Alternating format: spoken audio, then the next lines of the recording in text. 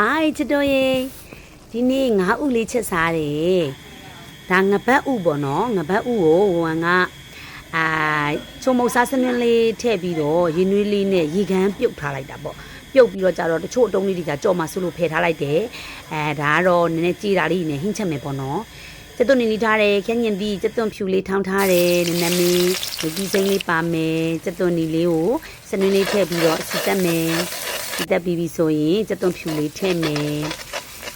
ပြီးပြီဆိုရင်ခရမ်းညင်ပြီးထည့်မယ်ကဲလက်တစ်ဖက်ထဲရရတော့ကြတော့လေကင်မရာလေးကလှုပ်နေနေရပဲ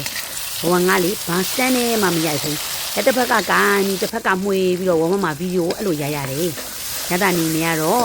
စားလေးနဲ့အချုံမုတ်ကလေးထည့်လိုက်ပါတယ်ပြီးရင်ရေလေးနည်းနည်းထည့်ပြီးတော့ခင်းရင်ဒီလေးကြည်အောင်လို့ထားမယ်ပေါ့နော်တအားကြည်စရာမလိုပါဘူးနှစ်ကလေကဲပြီးပြီဆိုရင်ငါးဥလေးတွေထည့်လိုက်ပြီထည့်ပြီးပြီဆိုရင်ရေလေးနည်းနည်းလေးထည့်ပြီးတော့စီပြန်လေးတည်ထားလိုက်တော့မယ်စီလေးပြန်ပြီဆိုရင်ညုပ်ဒီစိမ့်လေးအုပ်နည်းနည်းမင်းလေးအုပ်ဆိုရင်ဒါငါးဥချက်လေးရတော့ပါပြီရှင်စားကြပါအောင်ချစ်တို့ရေ